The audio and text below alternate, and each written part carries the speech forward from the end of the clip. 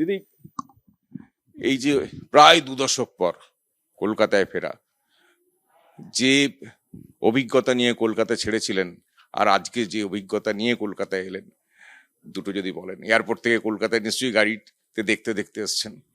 হ্যাঁ, অনেকটাই বদলে গেছে। সেই 19 বছর আগের কলকাতা এখন আর নেই। তবে আমি যে ফিরতে পেরেছি, এটাই আমার কাছে খুব আনন্দের বিষয়। কারণ আমি তো ভাবতেও পারিনি যে আমি কখনো কলকাতায় ফিরতে পারবো। তবে এই যে সেকুলার মিশন ট্রাস্টের ওসমান মল্লিক আমাকে আমন্ত্রণ জানিয়েছেন, এখানে আমার কবিতা পাঠ হবে। তো তিনি ব্যবস্থা করেছেন সিকিউরিটির, মানে পশ্চিমবঙ্গ সরকারের কাছে অনুরোধ করেছেন, তো সরকার রাজি হয়েছেন, সে কারণে আমি আসতে পেরেছি। তবে আমি ধন্যবাদ জানাই ওসমান মল্লিককে এবং ধন্যবাদ জানাই, কৃতজ্ঞতা জানাই পশ্চিমবঙ্গ সরকারকে, ধরুন, কারণ আমাকে সিকিউরিটি দিচ্ছেন, সে কারণে আমি আসতে পারছি। আর কলকাতায় এসে খুবই ভালো লাগছে।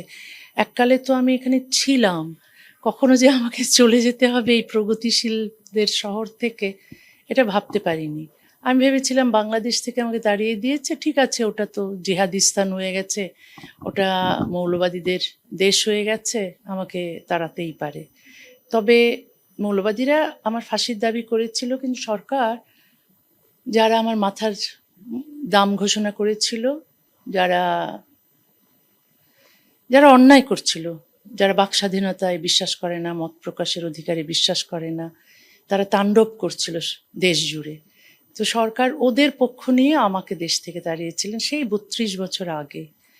কিন্তু কলকাতায় এসে আমি ভেবেছিলাম এখানে তো আর কেউ আমাকে তাড়াবে না, এখানে তো সবাই বাক স্বাধীনতায় বিশ্বাস করে, গণতন্ত্রে বিশ্বাস করে, নারীর অধিকারে বিশ্বাস করে, লেখকের স্বাধীনতায় বিশ্বাস করে, সুতরাং কলকাতা থেকে তো আমাকে কেউ তাড়াবে না।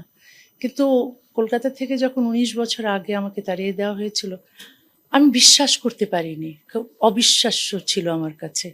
কিন্তু তারপর দেখলাম যে হ্যাঁ, বাংলাদেশের মতোই পশ্চিমবঙ্গ অনেকটা একই রকম, যে একজন লেখককে তাড়িয়ে দিতে পারে।